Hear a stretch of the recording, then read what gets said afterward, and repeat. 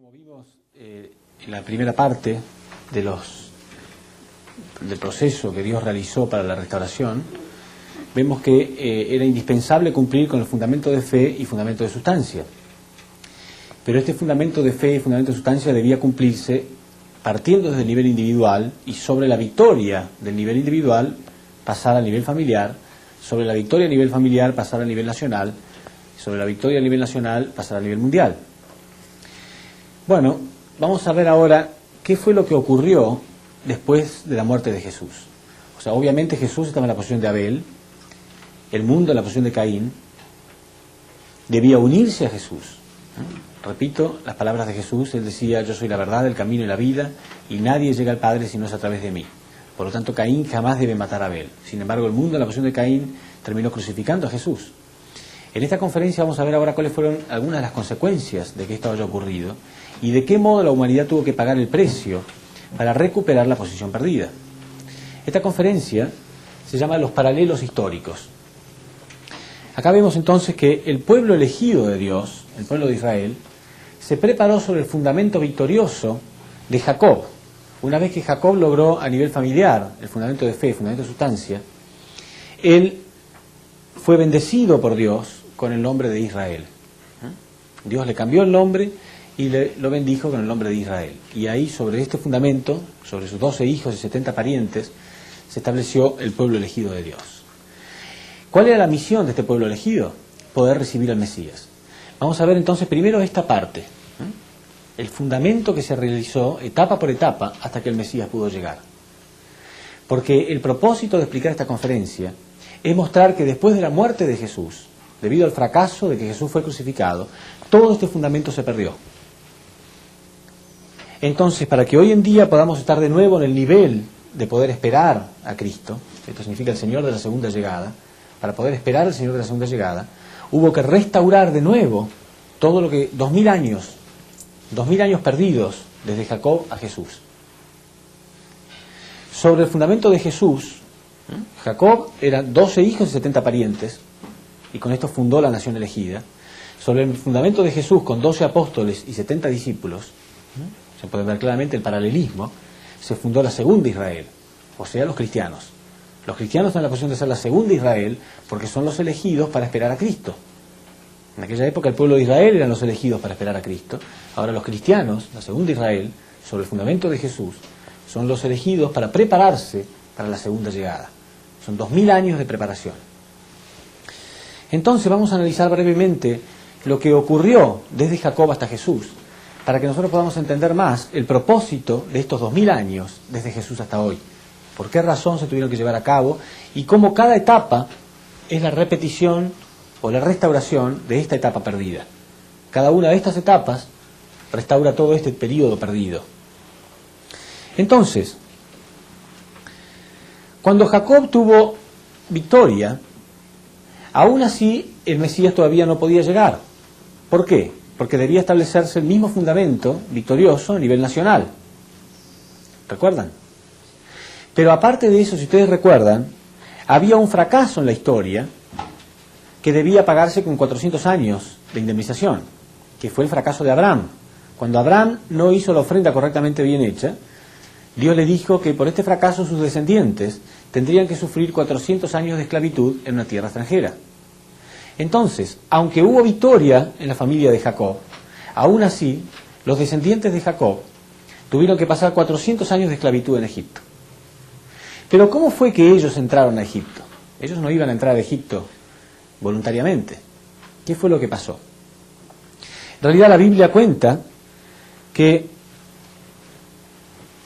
Jacob tenía 12 hijos, como vemos acá, y había ya una relación de Caín y Abel en la familia de Jacob, con los hijos de Jacob. El hermano menor de los 12 hijos se llamaba José. Y tenía muchas experiencias espirituales y muchas revelaciones, y era muy amado por su padre, por Jacob. Pero los hermanos tenían muchos celos de él. Y varias veces él soñaba, por ejemplo, una vez soñó que el sol, la luna y 11 estrellas se inclinaban delante de él. Entonces él le preguntó al padre qué simbolizaba, qué representaba este sueño, y su padre le dijo que esto representaba que el padre, la madre y sus hermanos se iban a tener que inclinar algún día delante de él. Pero él era el hermano menor. ¿Qué piensan ustedes que sentían los hermanos mayores cuando él les contaba este sueño? Dice, papá me dijo que algún día ustedes se van a tener que inclinar delante mío. A los hermanos no les gustaba nada. Entonces, muchas experiencias espirituales de este tipo tenía José. Y él le contaba a sus hermanos en realidad con toda humildad, pero ellos no lo tomaban de este modo. Entonces un día deciden asesinarlo. Y lo llevan a un bosque para matarlo. Es obvio que ellos estaban en la posición de Caín y él en la posición de Abel, porque es siempre lo mismo, Caín quiere matar a Abel. Pero cuando están ahí llevando a cabo su plan, llevan unos mercaderes egipcios y ellos ven la oportunidad de hacer dos cosas al mismo tiempo, de deshacerse de su hermano y de pronto ganar algunos pesos también, porque deciden venderlo como esclavo. En vez de matarlo, deciden venderlo. Entonces, de paso, ellos se lo llevan y ellos hacen algunos pesos. Entonces, sí, lo venden como esclavo y José es llevado a Egipto. Así es como entra el primer descendiente de Jacob, entra a Egipto de este modo. Pero ¿cómo va a ser Dios para que todos entren? Los demás no van a ir voluntariamente, ¿no? Ocurre un milagro que es muy interesante para que vean ustedes cómo Dios trabaja en la historia. José realmente estaba en la posición de Abel. Esto significa que tenía carácter Abel, tenía buen carácter, era bueno. Dios podía trabajar fácilmente a través de él.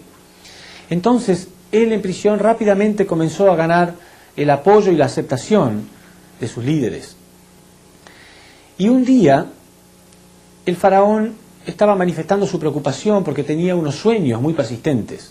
Él soñaba con 7 vacas gordas y 7 vacas flacas. Entonces él llamó a sus consejeros, sus adivinos, sus magos, el faraón, y sin embargo nadie podía interpretarle lo que estos sueños significaban, hasta que José se ofreció. Y José le revela al faraón que estos sueños, las 7 vacas gordas, representaban 7 años de abundancia en las cosechas de Egipto. Pero que después vendrían 7 años de sequía, que estaban representados por las 7 vacas flacas.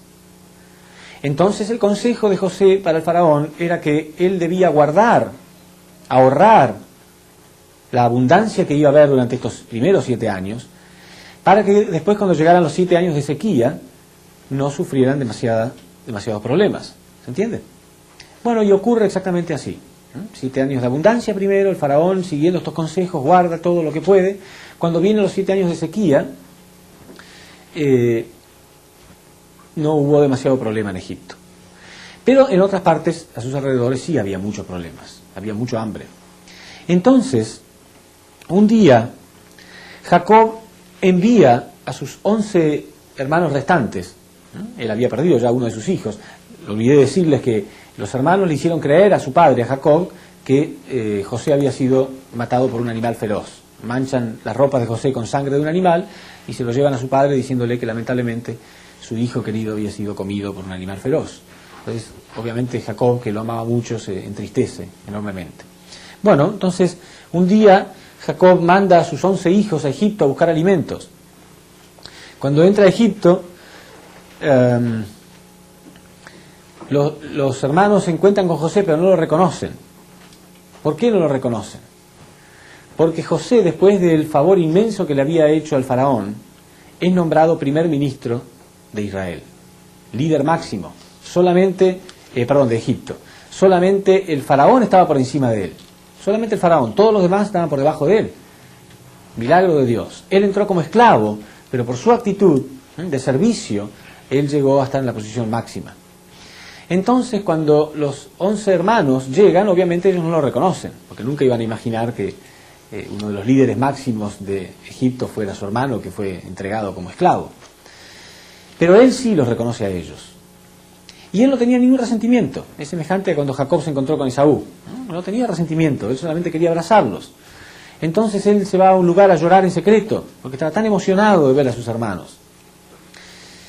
Pero él quería ver a su padre, a Jacob, a su padre amado.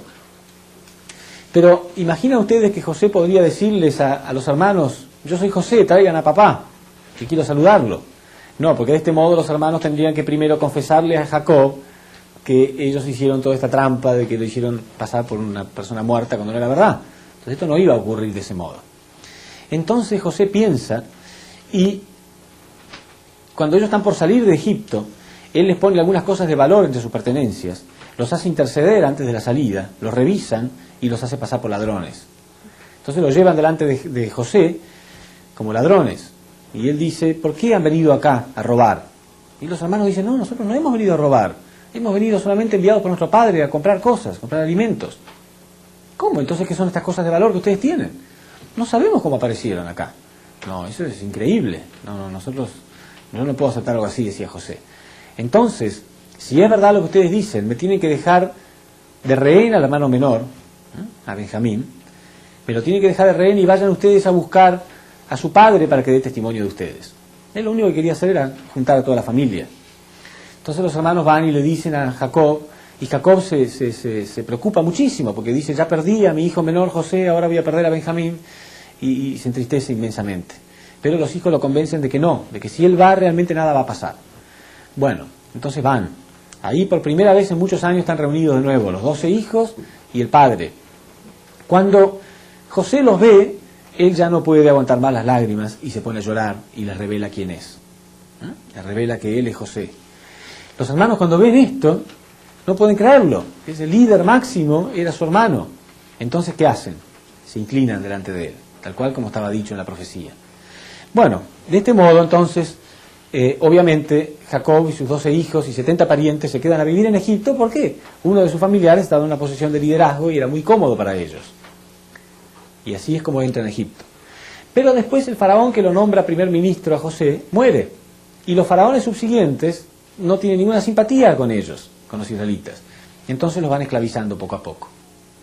¿Vieron qué astuto que es Dios? O sea que de ese modo Dios logra que todos ellos entren como Egipto y después los esclaviza. Porque había que pagar esos 400 años que quedaron pendientes por el fracaso de Abraham. ¿Se entiende? Bueno, en este periodo es como la etapa de formación de una nación. Porque ellos ya son una nación, pero son una nación dentro de otra nación. Son una nación esclavizada. Pero aún así ya eran como la etapa de formación de una nación. ¿Se entiende? A pesar de que ellos eran esclavos, ellos guardaban la identidad de ser los elegidos de Dios. Ellos se sentían los elegidos de Dios. Y tenían 3 costumbres, 3 tradiciones principales que los ayudaban a mantener su identidad como elegidos. Y eran estas 3. Ellos hacían ofrendas constantes a Dios. A través de estas ofrendas constantes, ellos mantenían la identidad de ser los elegidos. Después también tenía la circuncisión. La circuncisión, como mencioné en algún momento de las conferencias, era una operación que se le practicaba, hasta hoy en día, a los israelitas, en su órgano sexual, a los hombres, para que derramaran sangre a través de ella apenas nacen, a los 8 días. Es una buena pregunta hacerse, ¿por qué justamente el pueblo elegido de Dios es el que tiene que derramar sangre de sus partes sexuales? Porque el pueblo elegido es el encargado de indemnizar la caída del hombre, que fue un acto sexual ilícito. Y también guardaban el sábado como el día sagrado. Entonces, a través de estas 3 tradiciones, de estas 3 costumbres, ellos mantenían, a pesar de ser esclavos, la identidad de ser los elegidos de Dios. ¿Entienden? Quiere decir que eran una nación, pero era una nación en estado de formación, porque eran esclavos todavía. Pero hacia el final de este periodo, cuando terminan los 400 años, Dios utiliza a un israelita para liberarlos de esta esclavitud y llevarlos a Canaán, las tierras que Dios les había prometido. Esta persona, encargado de hacer esto era Moisés. Pero algunos de los detalles que yo les voy a contar acá, en esta historia, quizá ustedes al principio no le encuentren valor por qué los estoy mencionando, pero lo menciono para que cuando veamos los paralelismos acá, cómo se repite la historia. Acá ustedes van a ver que la historia se repite con periodos de tiempo iguales, con personajes semejantes, con situaciones semejantes, cada una de ellas. ¿Por qué los últimos 2000 años son la repetición de 2000 años antes de Jesús? Porque todo es una preparación para la llegada de Cristo. Entonces, algunos de los detalles que yo les voy a contar acá, se los cuento para que ustedes después vean cómo se repiten, nada más. Entonces, ¿cómo hace Dios ahora para liberar a este pueblo? Para introducirlos como esclavos, él tuvo que utilizar una estrategia muy astuta. Ahora también tiene que utilizar una estrategia muy astuta para liberarlos. ¿Qué hace Dios? Bueno, el faraón había visto que los israelitas estaban multiplicando mucho. Claro, era una nación dentro de otra nación. Ya no eran un numerito de esclavos nada más, un grupito. Era una nación dentro de otra nación. Entonces, el faraón se dio cuenta que los israelitas estaban multiplicando de más. Y pensó que si algún día los egipcios eran invadidos por los enemigos, los esclavos se iban a poner, por supuesto, del lado del enemigo. Quiere decir que sería como tener el enemigo dentro de casa mismo. Entonces no le gustó que se multiplicaran tanto y decidió que cada vez que nacía un niño varón tenía que ser asesinado, tenía que ser eliminado para que no se multiplicaran tanto. Y ahí nace Moisés. Entonces, la madre de Moisés, para que su hijo no sea sacrificado, prefiere ponerlo en las manos de Dios y toma un canasto y lo calafatea, o sea, lo rellena para que no se hunda, para que no entre agua, pone al bebé adentro y deja que se lo lleve la corriente. Lo pone en el agua, en el río. Entonces, no sabe cuál va a ser el destino de ese chico, pero por lo menos está más a salvo que el hecho de que los egipcios fueran a asesinarlo. Y un día estaba la hija del faraón, la princesa, bañándose a orillas del río, y ve pasar al niño en este canasto. Entonces lo manda a rescatar y cuando ve, le gusta mucho porque era muy bonito. Entonces se lo lleva al palacio. En el palacio, ella pide una esclava israelita para que cuide a este bebé. Y la misma madre de Moisés se ofrece para cuidarlo, sin decir que es la madre. Quiere decir que al final termina Moisés en el palacio como un príncipe, pero siendo israelita. Se cría como si fuera un egipcio, pero en realidad era israelita. Y la madre de Moisés le inculca el amor a los israelitas y le inculca la identidad de ser israelita en realidad. Ya van a ver que después acá se repite algo muy semejante. Entonces, cuando Moisés cumple 40 años, 40 justo, otra vez, es la indemnización como para separarse de Satán, Dios le ordena que él tiene que liberar a ese pueblo. Entonces, la historia es un poco larga, pero el punto es que al final él logra sacar a ese pueblo y llevarlos a las tierras prometidas de Canaán. Cuando llegan a las tierras prometidas de Canaán, ya son una nación libre. Claro, después de un curso muy largo en el desierto, ellos llegan a Canaán, tienen que invadir Canaán, entonces son una nación, pero son una nación muy libre también. Una nación muy débil también. Entonces, acá estaba en la etapa de formación de una nación, ¿sí? Porque era una nación, pero eran esclavos. Acá ya estaba en la etapa de crecimiento, porque por lo menos ahora eran libres. Pero sin embargo todavía era una nación débil. Recién llegaban a Canaán.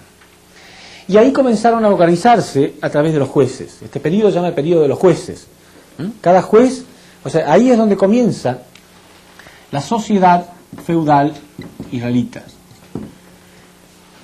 La sociedad feudal, feudalismo significa un sistema de gobierno en el que se dividen las tierras. Se dividen las tierras. ¿En cuánto se dividieron? En 12, porque cada tribu tenía una parte de las tierras. Y cada tierra era dirigida por un juez. Los jueces tenían 3 funciones al mismo tiempo. La de rey, la de supremo sacerdote y la de profeta. Al mismo tiempo. Un juez era como un profeta, un sumo sacerdote y un rey al mismo tiempo. Bueno, durante 400 años ellos gobernaron de ese modo. Sin embargo, este periodo se caracterizó por ser un periodo bastante oscuro en la fe de los israelitas. Bastante oscuro. ¿Por qué? Porque Dios les pidió que cuando ellos entraran a las tierras de Canaán, se deshicieran de todos sus enemigos, porque los enemigos tenían religiones paganas, adoraban dioses falsos. Y Dios sabía que la fe de los israelitas era muy débil y que algún día ellos podían contagiarse de la fe de los cananitas. Sin embargo, ellos no obedecen. Y ya van a ver que porque ellos no obedecen, la humanidad pierde miles de años de providencia. Ya van a ver. El punto es que ellos no obedecen y tratan de convivir pacíficamente con los cananitas. Y van a ver que después esto da sus consecuencias y al final termina Satanás invadiendo. En fin, el hecho es que ellos confunden su fe y se produce un periodo oscuro en el periodo de los jueces. Cuando termina este periodo de los jueces, el último de los jueces, Samuel, por orden de Dios, corona al primer rey israelita, que es Saúl, dando origen así al periodo del Reino Unido. Pues acá aparece el primer rey israelita. Bueno, este rey tenía una función principal. Él tenía que construir un templo sagrado, la casa de Dios, el primer mandato que Dios le había dado. Y dentro de ese templo tendrían que estar los 10 mandamientos, las tablas con los 10 mandamientos.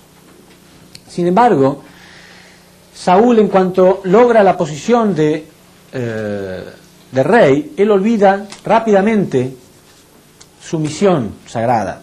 Eso es muy común. Muchas veces Dios elige a una persona por sus condiciones, por sus características, y la tiene que poner en la posición más elevada para que influya de algún modo sobre otros. Pero como el hombre es caído, cuando tiene una posición elevada enseguida se pone arrogante y se olvida su verdadera misión. Se marea con su posición y su arrogancia y se olvida de la humildad que debe tener para servir a otros. Entonces él olvidó enseguida su misión y se empezó a marear y a enviciar con el poder. Solamente estaba enfocado en hacer un ejército cada vez más poderoso nada más, no en hacer la voluntad de Dios. Y él olvidó construir el templo, nunca lo hizo. Entonces Dios lo tolera durante 40 años. 40 años, a ver si él hasta ese momento puede hacer alguna condición de establecer ese fundamento que tenía que establecer. Sin embargo, no lo hace. Entonces Dios lo destituye y en su lugar pone como rey a David. Y David, dice la Biblia, consigue todas las cosas para construir este templo. Todo, cosas impresionantes, las mejores maderas, los mejores mármoles, los mejores metales, todo lo que fuera necesario para construir un templo fabuloso. Sin embargo, Dios mismo impide que él construya el templo. ¿Por qué? Porque David era un rey muy sanguinario, innecesariamente. Por ejemplo, David amaba mucho a Saúl. Y cuando Saúl muere, un mensajero viene a traerle el mensaje de que Saúl había muerto, y como no le gustó la noticia, sacó su espada y lo mató. Era muy peligroso ser el cartero de David. Era muy sanguinario innecesariamente. Por último, David se enamora de la mujer de uno de sus oficiales, de Betsabé. Se enamora de Betsabé, que era la esposa de uno de sus oficiales. Entonces manda al oficial al frente de batalla, en uno de los combates, a propósito para que lo maten, para poder quedarse con su esposa. Todo este tipo de cosas eran intolerables a los ojos de Dios, y entonces Dios mismo impide que David construya el templo. Y David también gobierna durante 40 años. Ya estaba en la etapa de perfeccionamiento. Ahora sí era una nación poderosa y libre. Poderosa y libre. ¿Se entiende? Quiere decir que todo estaba preparado para que el Mesías naciera en este periodo en realidad. El Mesías tendría que haber nacido acá. Jesús tendría que haber nacido acá. Ya era una nación libre y poderosa. Formación, crecimiento y perfeccionamiento de una nación. Como estaba en la etapa número 3, Dios podía dividirla 3 veces también, a esta etapa. Como formación, crecimiento, perfeccionamiento. Intentar acá. Como no lo logró en esta etapa de Saúl, lo intentó en la etapa de David. Como no lo logró en la etapa de David, iba a intentarlo en la etapa de Salomón. Podía dividir 3 veces, porque estaba en la tercera etapa. Y Salomón sí construye el templo. Salomón sí logra construir el templo. Quiere decir que acá hay una victoria parcial del lado de Dios. Pero Salomón tenía un gran problema, una gran debilidad, que eran las mujeres.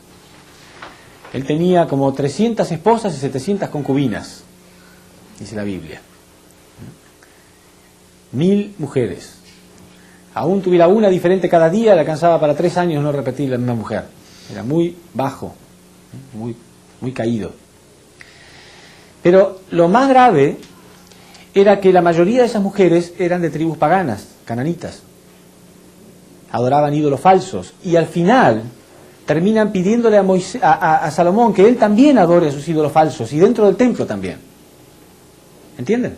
Entonces al final el templo mismo es invadido por Satán, y Salomón es invadido porque inclinarse delante de uno de esos ídolos falsos es como inclinarse delante de Satanás. ¿Se entiende? Entonces ya Dios no podía dividir más esa etapa, y todo esto se perdió, todos estos 3 periodos se perdieron. ¿Se entiende? Fíjense ustedes, si cuando ellos entraron a Canaán hubieran obedecido a Dios, esto no habría pasado con Salomón. ¿Se entiende? Quiere decir que el Mesías habría llegado acá.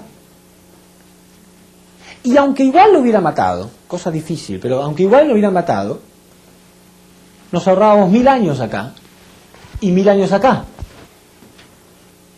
¿Se entiende? Quiere decir que aunque igual hubiera matado al Mesías, el Señor de la segunda llegada habría llegado en esta época, 2000 años antes, porque nos habríamos ahorrado 1000 años acá y 1000 años acá. ¿Se entiende? 2000, aunque hubiera matado al Mesías, igual 2000 años atrás el reino de los cielos habría estado establecido, si ellos hubieran obedecido a Dios. Pero lo más probable es que no hubiera matado al Mesías ahí, porque las situaciones acá eran diferentes. Cuando llegó Jesús, Israel estaba bajo el dominio del Imperio Romano. Era muy difícil y muy confusa la situación. Pero acá no, acá era una nación libre y poderosa. Y estaban acostumbrados a tener un rey y amarlo y unírsele a él.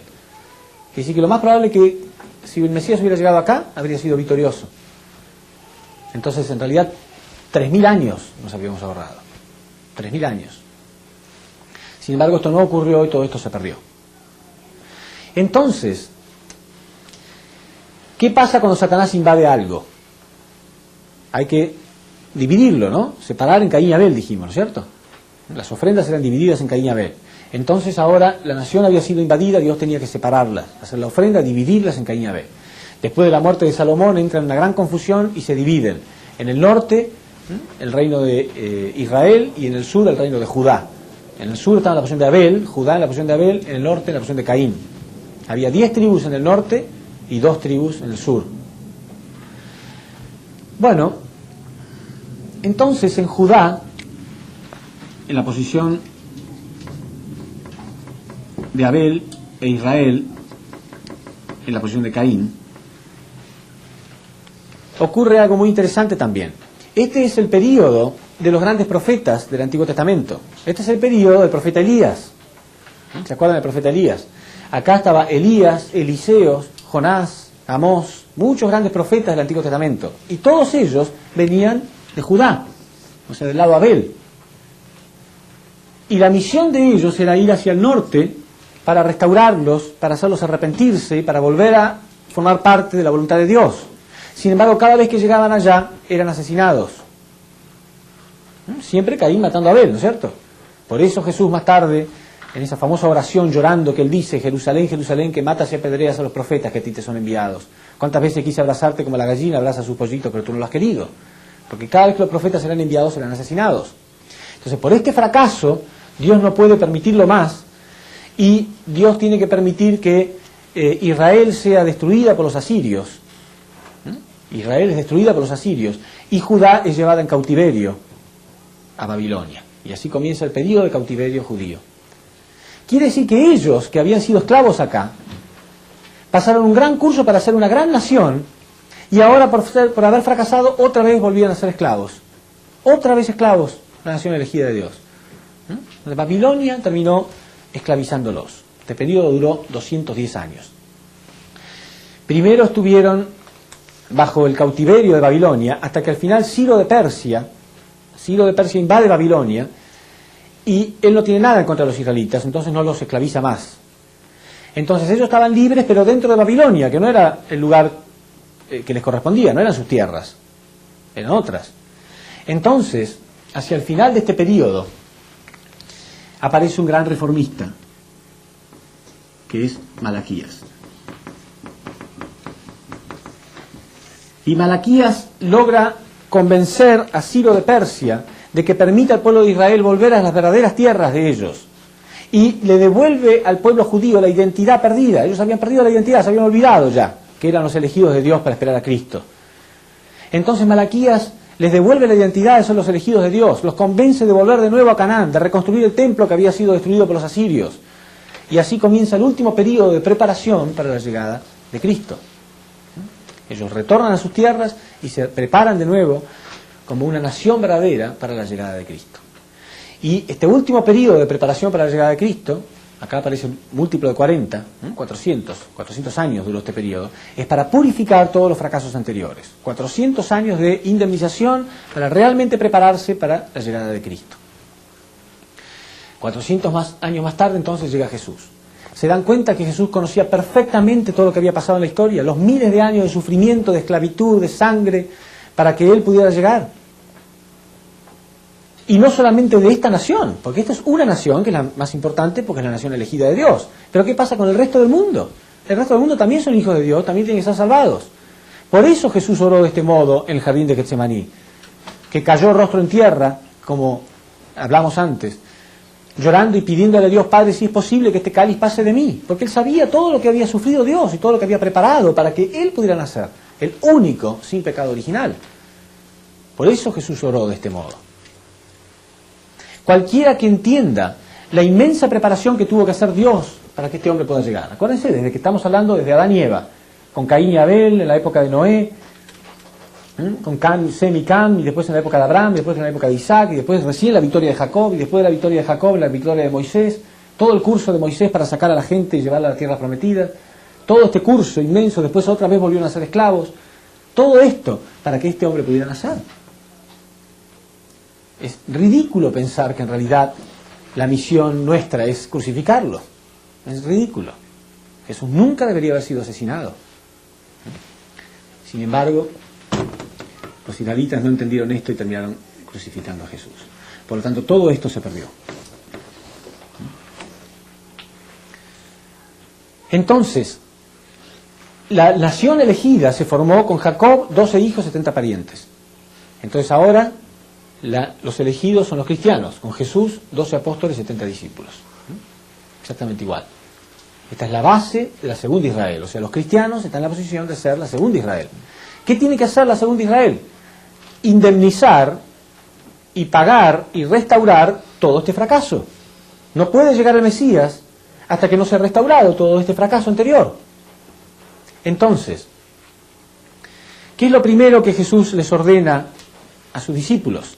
Después de la crucifixión de Jesús al tercer día, Jesús aparece espiritualmente a sus discípulos y les dice que la misión de ellos es ir a Roma. Entonces, Roma era el centro del mundo en aquella época. El imperio romano era poderoso y todo el mundo de algún modo estaba girando alrededor de ese maravilloso imperio. Entonces ellos tenían que conquistar Roma primero. Entonces, los discípulos de Jesús van a Roma y ahí son perseguidos. Ustedes saben que ellos vivían en catacumbas, ¿no? Las catacumbas eran como unas cuevas, que ahí tenían, eran las tumbas en realidad, eran las tumbas donde ponían ellos a los cristianos, pero también ahí hacían las reuniones, los servicios de oración, etcétera. Y cada vez que eran encontrados, eran encarcelados hasta el domingo, donde para diversión del pueblo se los tiraba en el famoso Coliseo y se los hacía comer por los leones para divertir al emperador y al pueblo. Sí, a veces nosotros pensamos qué sanguinarios que eran los romanos, ¿no es cierto? Pero no es que fueran tan sanguinarios, si bien lo eran, no es esa la razón principal. La razón principal es que ellos realmente pensaban que los cristianos eran lo peor de lo peor. ¿Sí? Si ustedes ven a una persona que realmente es lo peor, es un violador, criminal, delincuente, y algún día alguien dice, bueno, va a tener que ir a la silla eléctrica, alguno puede pensar, bueno, que vaya nomás. No es que uno sea tan malo, pero uno piensa que él es muy malo. Entonces, los romanos eran sanguinarios, pero más que nada pensaban que los cristianos eran muy malos. Había historias terribles acerca de los cristianos, mentiras terribles, que tomaban niños y los sacrificaban en ofrendas, y que cosas que eran absolutamente mentiras. Satanás se encargó de que ellos realmente fueran perseguidos. Quiere decir que la persecución en Roma fue para indemnizar, para restaurar los 400 años de esclavitud en Egipto. Cuando terminaron estos 400 años, fíjense ustedes, al terminar estos 400 años acá, apareció una persona que era israelita, pero que todos pensaban que era egipcio. Acá también Teodosio I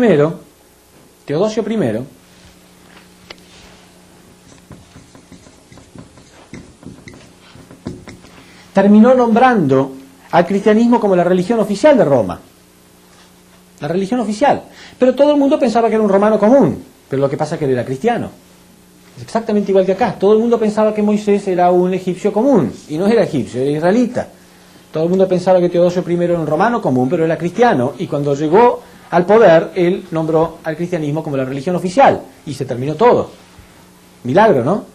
¿Fue casualidad que justo se terminó en el mismo periodo que terminó esto? ¿Y que justo en este mismo paralelismo apareció una persona tan semejante a Moisés? No, no es casualidad. Por supuesto, los años no son tan redondos, no es tan exacto, ¿no? Por ejemplo, esto ocurrió en el año 392. Pero es muy semejante, muy cerca.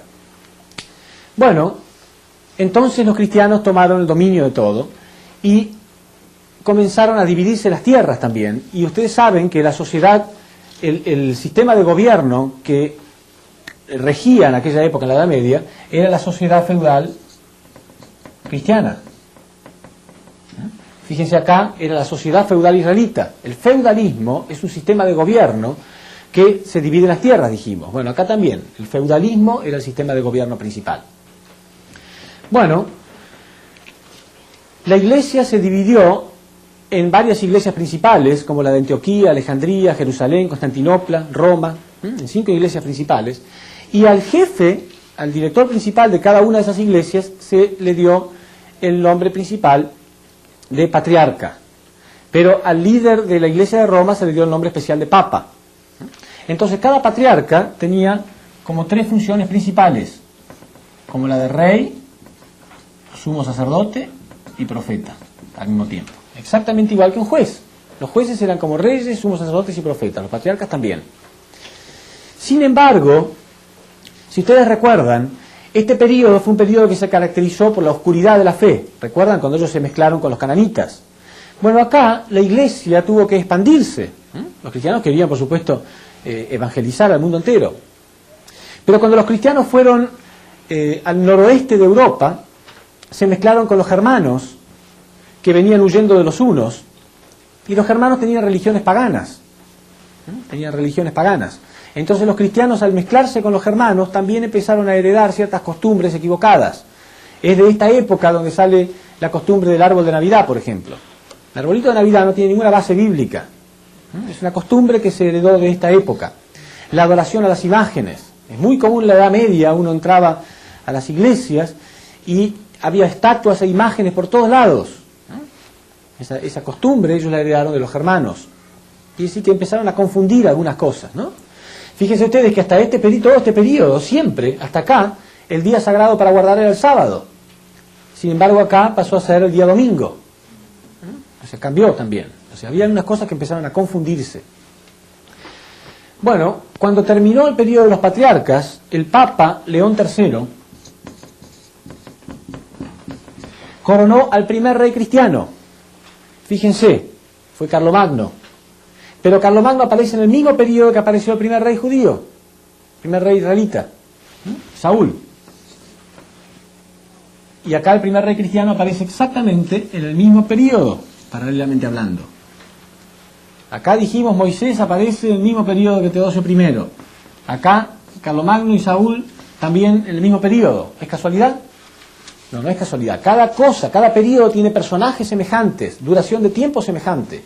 Porque Dios tenía que restaurar todo esto perdido. Bueno, ¿cuál era la misión acá? Crear el templo, ¿no? Bueno, acá se crearon las primeras iglesias, las grandes catedrales. En la Edad Media, todas las grandes catedrales de Europa datan de esta época. Entonces acá, con Carlomagno, comienza la construcción de grandes catedrales. Sin embargo, ellos internamente no estaban unidos, ¿no? Los reyes no habían construido el templo como Dios quería, no habían respetado ese templo como algo sagrado. Acá también, enseguida que el rey es coronado, comienza un conflicto entre el rey y el papa, entre la iglesia y el rey. Ese conflicto continuó con los hijos y con los nietos de Carlomagno. Se disputaban, la iglesia quería tener poder político, económico, religioso, etcétera, y el rey también, y no había claridad entre ellos dos. Ese poder que discutían entre ambos se prolongó esa discusión entre los hijos y los nietos. Por último, los nietos de Carlomagno continuaron también discutiendo entre ellos hasta que se dividieron. Y así comienza el periodo del reino dividido. Se dividieron entre el este y el oeste en la posición de Caín y Abel también. Y este también, recuerdan ustedes acá, que este periodo fue el periodo de los grandes profetas, como Elías, Eliseos, Jonás, Amós. Bueno, y este periodo fue el periodo de los grandes santos. Este es el periodo de San Francisco de Asís, de Santa Clara de Asís, de Santo Tomás de Aquino, de San Bernardo. Exactamente igual. Un gran periodo, muy fructífero. Este fue un periodo muy fructífero en grandes profetas. Este fue un periodo fructífero de grandes santos. Sin embargo, ellos también eran perseguidos y no eran interpretados correctamente. Y la voluntad de Dios era que ellos pudieran restaurar a la iglesia, producir la unidad y hacer que la gente se preparara para la llegada de Cristo. Por eso San Francisco de Asís, ¿cuántos de ustedes han visto la película Hermano Sol, Hermano Luna? ¿Sí? Si ustedes recuerdan, hay una parte que es, no sé cómo manifestarla, si triste, casi cómica, dolorosa, no sé. Porque en una parte Jesús le revela a San Francisco que él restaure su iglesia. Y el pobre San Francisco interpreta que tiene que restaurar una capillita que había ahí. Lo toma literalmente y va con toda su humildad, piedra sobre piedra, hasta que al final se da cuenta que Jesús le estaba diciendo que no, que restaure la iglesia, significaba restaurar la iglesia católica. ¿Se imagina la diferencia que hay, ¿no? Entre restaurar una capillita. O sea que es cómico, pero a la vez es increíble. Jesús le ordena que tiene que restaurar a su iglesia porque están preparándose para la llegada de Cristo y no están claros, no tienen claridad, habían perdido la identidad como los judíos. Habían perdido la identidad de que en realidad tenían que prepararse para recibir a Cristo. Entonces San Francisco de Asís va directamente al Vaticano y va y habla al Vaticano con toda humildad, pero ellos lo toman como si fuera un insulto, porque es como que un hombre humilde le está dando un sermón al Papa. Bueno, sí, la verdad es la verdad, no importa quién la dé.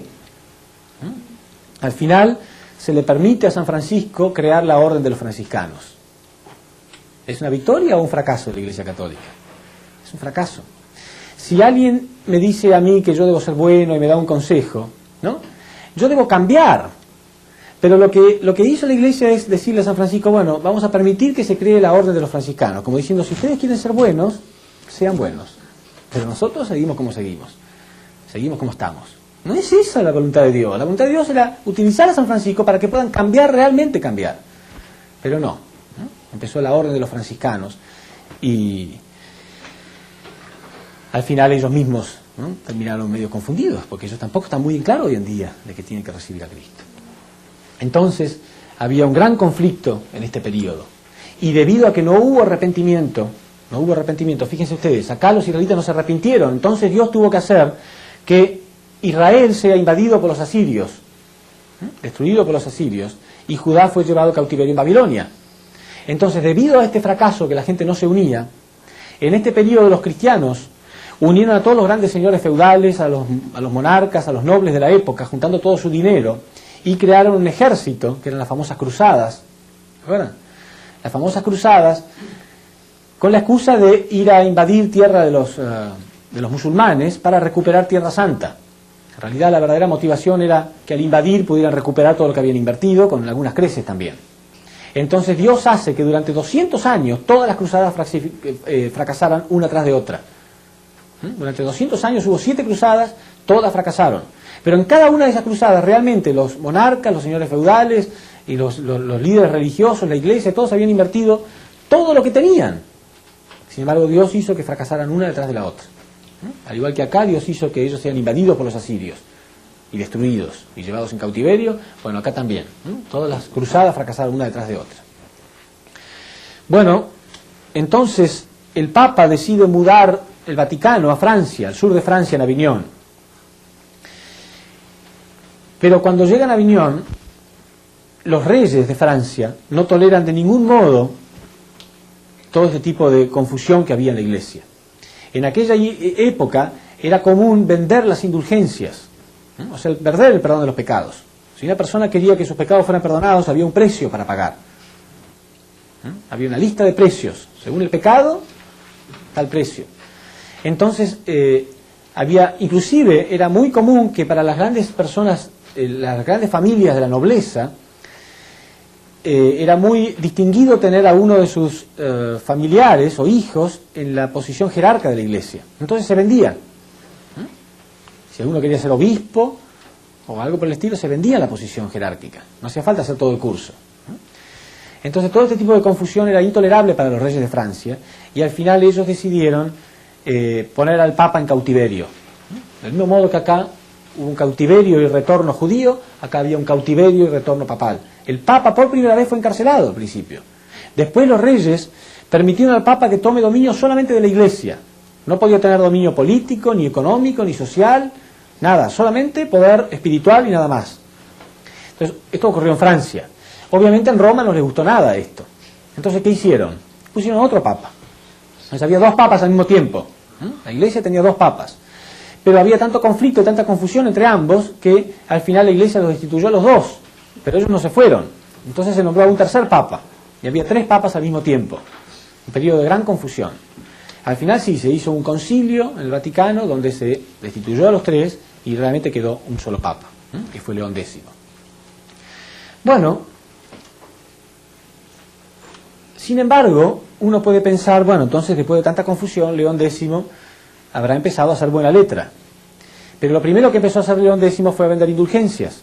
Eso es muy conocido en la historia porque León X, con la venta de las indulgencias y la venta de las bulas papales, la bula papal era como un documento, un medallón que se llevaba que permitía privilegio al que lo tuviera, eran muy caros, y con la venta de estas cosas se construyó la Capilla Sixtina, la famosa capilla que pintó Miguel Ángel, con ese dinero. Entonces este escándalo terminó con un gran reformista que fue Lutero.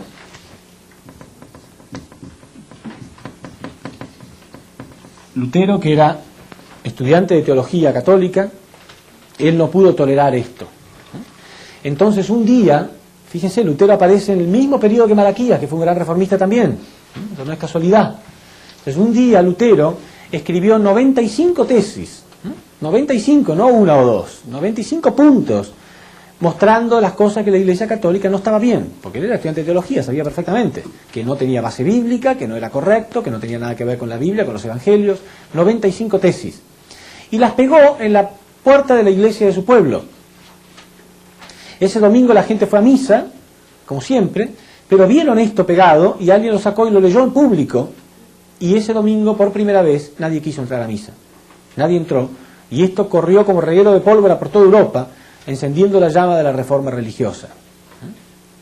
Entonces Lutero le devolvió a los cristianos, a través de los protestantes, ¿no? A través de los protestantes les devolvió a los cristianos la identidad de que en realidad son los elegidos para recibir a Cristo y nada más. No tiene nada que ver con los ejércitos, no tiene nada que ver con los negocios, no tiene nada que ver con ninguna otra cosa que no sea prepararse espiritualmente para la llegada de Cristo. Les devolvió la verdadera identidad a los cristianos, exactamente igual como hizo Malaquías. ¿Se entiende? En este periodo, entonces, el Imperio Romano era más poderoso que nunca. ¿Y acá qué pasó? Esto con Lutero comenzó en 1517. ¿Qué pasó? ¿Qué pasó en 1492? Que fue cuando nos descubrieron a nosotros, ¿no? El descubrimiento de América. Y sobre todo Estados Unidos de Norteamérica se puso en la posición de Roma, está en la posición de ser un imperio económico a nivel mundial. Entonces hay mucha similitud con lo que ocurrió en esta época. 400 años más tarde de Malaquías vino Cristo. 400 años después de Lutero, ¿qué pasa en la tierra? Cuando llegó Cristo dijo: arrepiéntanse porque el reino de los cielos está cerca. 400 años después de Lutero, está todo preparado para que el reino de los cielos, por lo menos externamente, se puede ver claramente, se pueda establecer. El hombre llega a la luna, se crean comunicaciones vía satélite, naves espaciales, computadoras, un avance tecnológico y científico tan vertiginoso como el hombre no podía soñar, en apenas 30 o 40 años, muy rápido. ¿Qué fue lo que pasó en realidad? Entonces, fíjense, cada uno de los periodos se repitió exactamente igual. Nadie puede decir que es casualidad. Acá hubo 400 años de esclavitud en Egipto, 400 años de persecución en Roma, 400 años de los jueces, 400 años de los patriarcas. Periodo del Reino Unido, periodo del Reino Unido. Se dividió el reino, acá también se dividió el reino. Acá fueron llevados en cautiverio, acá el Papa fue llevado en cautiverio también. Acá llegó un hombre haciéndose anunciar como el Hijo de Dios, Cristo, y acá todos los cristianos están anunciando que estamos en los tiempos de la llegada de Cristo. Cualquier cristiano sabe y siente que este es el tiempo de la llegada de Cristo. Entonces, ¿cuándo va a venir Cristo? Nosotros sabemos que Cristo llegó 400 años después de Malaquías. Y la persona que está en la posición de Malaquías es Lutero. Si sumamos 400 años, nos da 1917. Pero ahora estamos en 1993. ¿Qué está pasando en la historia humana? ¿Será posible que Cristo haya llegado ya? Eso es lo que todo ser humano debe preguntarse realmente. Y buscar a través de qué persona Dios realmente está trabajando en la tierra. Entonces, a continuación vamos a ver cómo, cuándo y dónde debe llegar Cristo. ¿Cómo, cuándo y dónde? Son las 3 preguntas fundamentales que nosotros debemos contestar. ¿Sí? Muchas gracias.